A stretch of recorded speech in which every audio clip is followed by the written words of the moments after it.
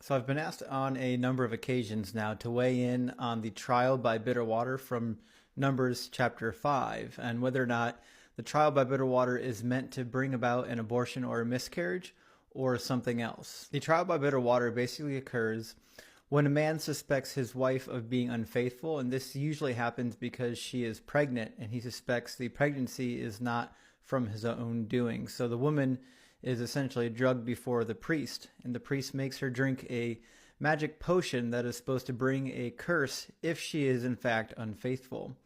It reads, "Here the priest is to put the woman under this curse. May the Lord cause you to become a curse among your people when he makes your womb miscarry and your abdomen swell. May this water that brings a curse enter your body so that your abdomen swells or your womb miscarries."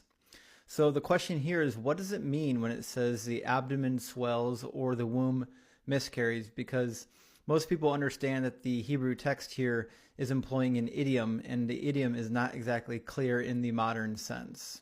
The Hebrew text in question from verse 22 is Wulan nafil yarek, which is essentially transferred in the infinitive form, falling away her thigh.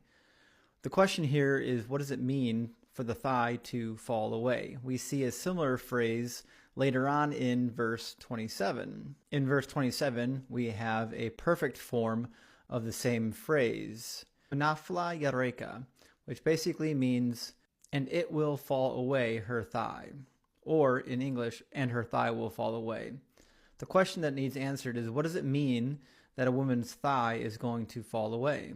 There are a couple idiomatic usages for falling away. For example, sometimes it's translated to mean to rot, meaning it is literally rotting away, not falling away, or it's withering away. So you could translate it to mean that the thigh is going to wither or to rot.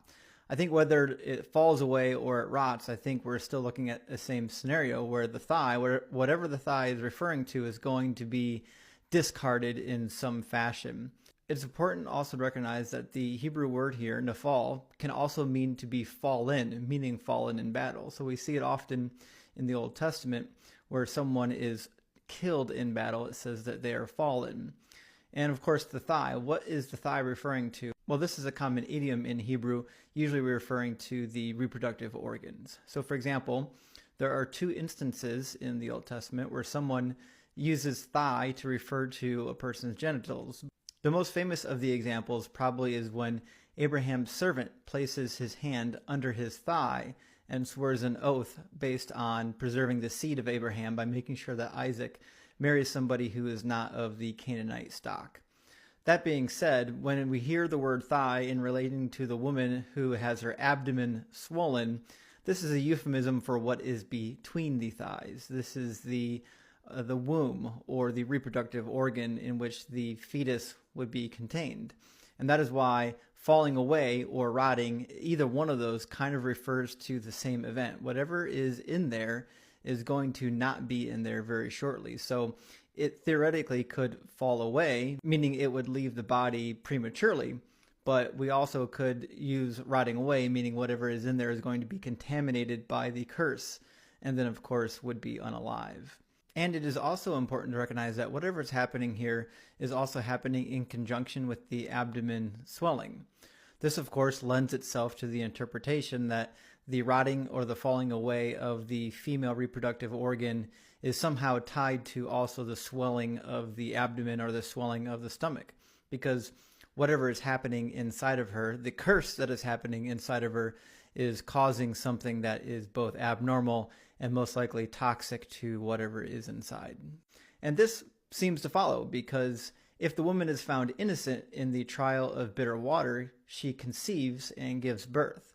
But if she's guilty, then the fetus that is inside of her is basically cursed and either falls away, rots away, or in some way, shape, or form is aborted. Now, the question becomes, should we translate this as a miscarriage or an abortion?